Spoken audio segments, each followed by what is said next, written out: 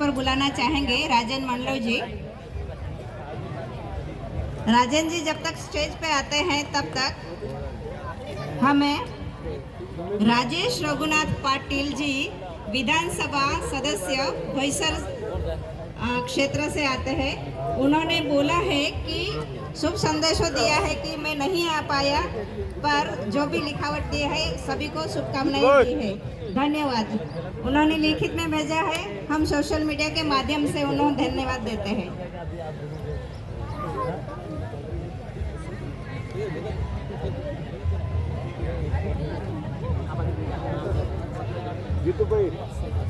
आज आदिवासी एकता परिषद के इस सांस्कृतिक महासम्मेलन में सभी उपस्थित महानुभावों को मेरा जोरदार जिंदाबाद। जय आदिवासी, आपकी जय। साथियों, मैं सामने बैठे बैठे ये जो हमारा इस महोत्सव का थीम दिखा, वार एंड पीस, इसको देखकर मुझे हमारे क्षेत्र में जो डूब प्रभावित है उनकी याद आती है। आप सब जानते होंगे कि गुजरात के अंदर एक सरदार सरोवर डैम बना है। इस सरदार सरोवर डैम में महाराष्ट्र, गुजरात और सबसे ज़्यादा मध्य प्रदेश के लोग प्रभावित हुए हैं। और ये विकास के नाम पर जिस प्रकार से ये डैम बना, इस डैम बनने के बाद हमारे जो नर्मदा वैली के दोनों तटों पर सबसे ज़्यादा आदिवासी समाज बसता है, वे सबसे ज़्यादा विस्थापन का दंश झेला है और आज भी उनका पूरी तरह से पुनर्वास नहीं हो पाया। और जहां डैम बना, उस गांव के केवड़िया नाम जो गांव है, वहां के जो आदिवासी थे, उस क्षेत्र में पर्यटन के नाम पर इको जोन बनाया और केवड़िया में जो रह रहे आदिवासियों को वहां से जबरन में विस्थापित किया जा रहा है। इको जोन में यह हो गया है कि वहां के जो आदिवासी है, उनके अगर कोई मेहमान भी आए तो पुलिस को दर्ज कराना पड़ता है कि हमारे घर ये लोग आएंगे और इतने इतने दिन रुकेंगे, इतने इतने समय रुकेंगे। और इस डैम से जो विस्थापन का तो दंश झेला ही झेला है, लेकिन सरकारों की गहरी साजिश भी है। आपने सुना होगा कि हमारे बड़वानी से लेकर केवड़िया तक क्रूज चला जाएगा। हमारे यहाँ के जो भाजपा के राज्यसभा सांसद, उसने ऐलान भी किया है और एनजीटी में वो प्रस्ताव भी गया हुआ है।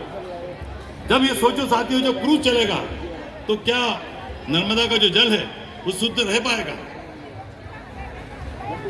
पीने योग्य रह पाएगा? इसके अलावा भी आप बहुत सारी बातें हैं।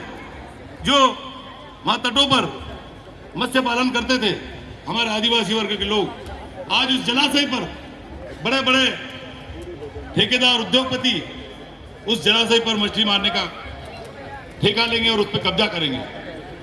और भी एक गहरी साजिश है। दोनों तरफ पूरा जंगल इलाका है।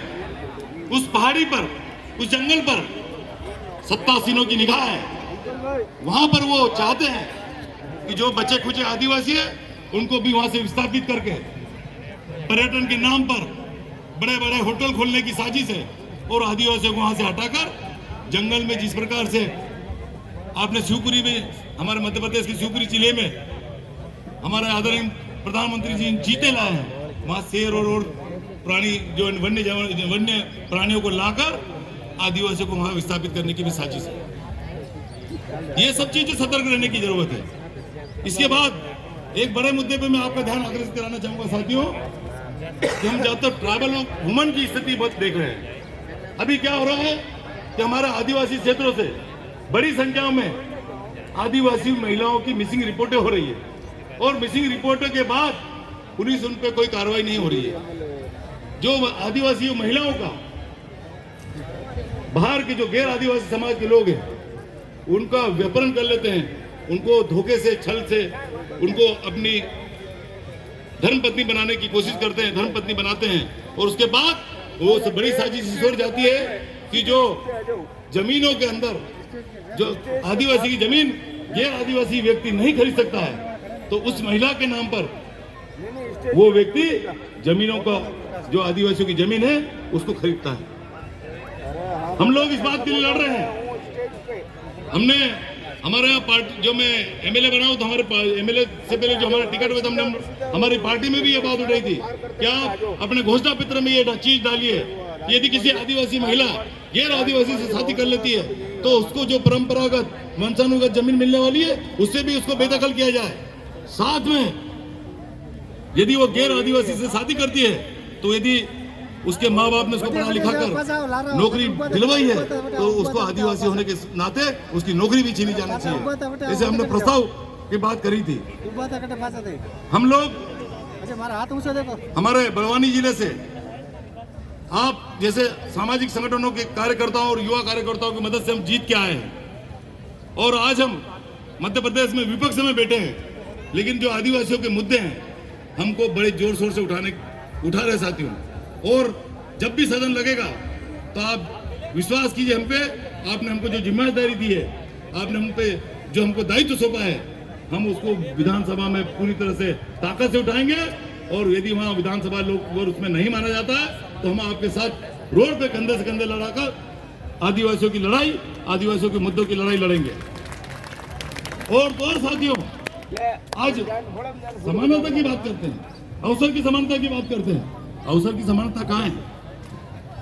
आप देख लीजिए, आज हमारे आदिवासी समाज जो मूलभूत सुविधा के लिए वंचित है, जिनको पीने के पानी की व्यवस्था नहीं, शुद्ध पेयजल उपलब्ध नहीं है, कई किलोमीटर से लेकर घरों पे भर भर कर पानी लाना पड़ता है, सड़क नहीं है, स्वास्थ्य की सुविधा नहीं है, शिक्षा नहीं है, स्कूल नहीं है, स्कूल है तो टीचर नहीं है, तो हम लोग हमारे बच्चे कैसे कंपटीशन फाइट कर पाएंगे, कैसे आगे बढ़ पाएंगे? साथियों, ज्यादा मैं समय नहीं लेना चाहता हूँ। मैं समझ रहा हूँ कि इस मंच पर काफी अच्छे वक्ता आएंगे और बहुत अच्छी बातें करेंगे, लेकिन मैं अशोक दादा को बहुत ध्यान से सुन रहा था। अशोक दादा ने जिस प्रकार से आदिवासी एकता परिषद के उद्देश्य को बताया है और उन्होंने जो हमको बातें करी है, हम उसका थोड़ा सा भी अंश अपने जीवन में अपना ले तो ये हमारा आदिवासी होने का और हमारे आदिवासी समाज के प्रति जो हमारी कर्तव्य है वो पूरी तरह से पूर्ण हो जाएगी। साथियों, मुझे बुलाया, यहाँ बोलने का अवसर दिया, उसके लिए मैं आयोजक मंडल को और आदिवासी एकता परिषद के सभी साथियों को बहुत बहुत आभार करता हूँ। धन्यवाद। जय हिंद, जय भारत, जय जवाहर। धन्यवाद एमएलए साहब।